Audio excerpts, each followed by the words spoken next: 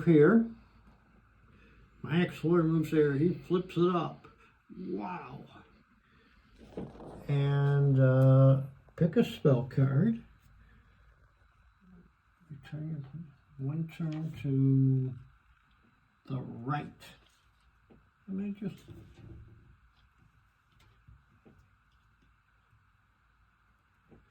Alrighty. And then roll the moves. 6. 1, 2, 3, 4, 5, 6. Hey guys, Dave and Len here. We just played the Maze of Ishtar. I got this at GaryCon. It's a game from, I don't know, like 1984 or something. I saw it there and they're selling it for like $12.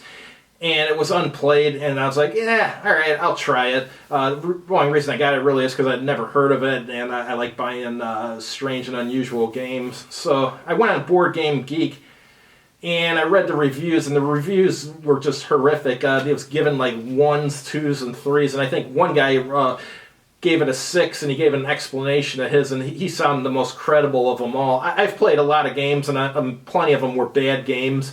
And I've never played a game that was so bad I would rate it a 1 or a 2. There's like one that was so bad I would rate it a 3. But like I said, there's no board game that's really a 1 or 2. That's nonsense. But anyhow, what's going on is you're in a maze, and most of the maze is unrevealed, and you have an explorer and a spellcaster. The explorer moves to an adjacent space each turn, and if it hasn't been explored, you flip it over and you get a spell card. And during your turn, you do that, and then you play a spell card if you want to, and the spell card may turn your maze piece to the right or the left or whatever, or move your opponent's piece, or maybe give you an extra turn, that type of stuff. And I think there was one where you lose 2 turns. Each of us got hit by that one. Yeah. And there's another one that's really bad. It moves your explorer to the center tile. I'll explain that in a minute. So anyhow, you do that, and then you roll a dice to see how far you move. And on each tile, there's like land and there's water, and you're jumping from one land to the other. And some of the land spaces will connect 2 tiles, and if you're standing on those, well, then the tile can't be turned if you need to. It's like locked in place.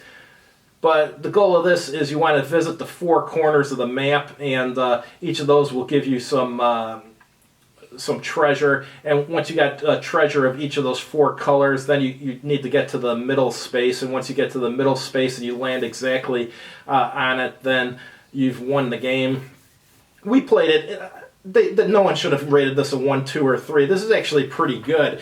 I would call this a game that I was pleasantly surprised with. I had fun playing. It looked like you had fun too, didn't you? Yes. Yeah, I mean, for like a game that takes like an hour and a half to play and is just fun, and you don't want to be too serious. There's actual strategy in here and stuff. You got to rotate the pieces to get the direction you want to go, and they have spells which can screw up your opponent. You can rotate their piece, and I don't know. There's just strategy in using the cards and stuff, and which path you take.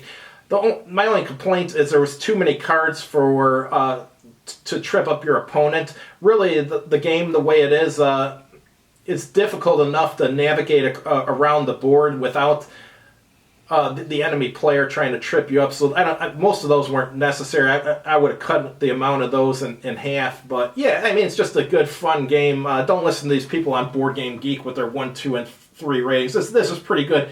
And for 1984, people complained about the components. This was about what you would get in components in 1984. I mean, you had cards where you had to pull them out of the perforated sheet and stuff, and just little plastic playing pieces. But for 1984, that's what you got. Yeah, you know what I mean?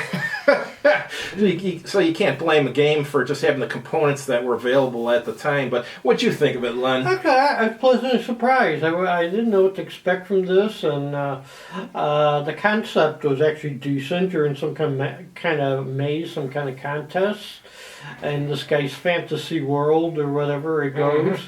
And actually, it's more than, the graphics were good.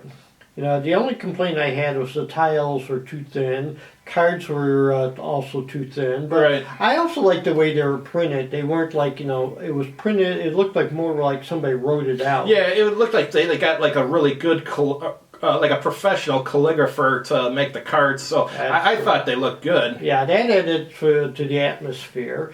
There was a lot of strategy. I remember looking at my little spell card saying, should I turn his cavern now or should I turn my cavern? Because sometimes it's better to advance your guy.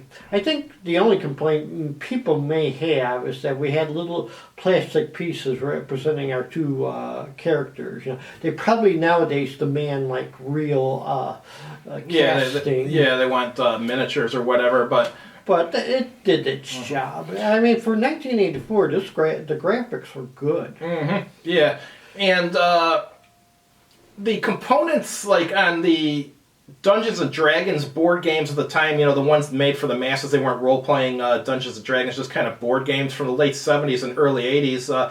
I'd say that this is on par with those for components, so people have no problem paying like $250 for some of those old games and stuff, and they don't mind the components. So that just proves you know what I mean? Like the components were fine for the era it was from. I'm used to playing games with cardboard counters and stuff, and I mean, I've even played some recently where you had to cut the counters out with a scissors. So at least this game, you didn't have to cut anything out with a scissors. But yeah, I recommend it. You recommend it? I recommend it. Yeah, I'd say it's okay. The rating was 6. It's at least a 7 or an 8. Yeah, I was thinking a 7.5 I would give this. Yeah, because you know, I'm knocking it down because, well, I'm being snippy about it. Gee, if they had a spellcaster figurine, I'd give another extra point. But I'm just, like I said, and a little thicker. But otherwise, it's good. I mean, I don't know who did this, but they could easily reprint this right now with like little or no changes. True, yeah. I mean, just have thick, instead of cardstock for the tiles, just have thicker cardboard like they have in like Carcassonne or they use in the Euros and stuff, that like thickness, and then have the cards where, you know, they're the ones you don't have to pull them out of the perforation. Yeah, so. And like you said, with the playing pieces, just have spellcasters have a miniature for it, and the explorer too. Of course, it could be a plastic miniature, but if they have a little extra money, a metal one. But actually, it worked.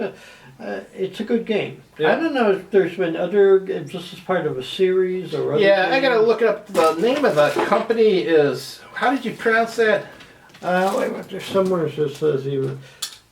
BoardGameGeek. Yeah, Animocragic. Yeah.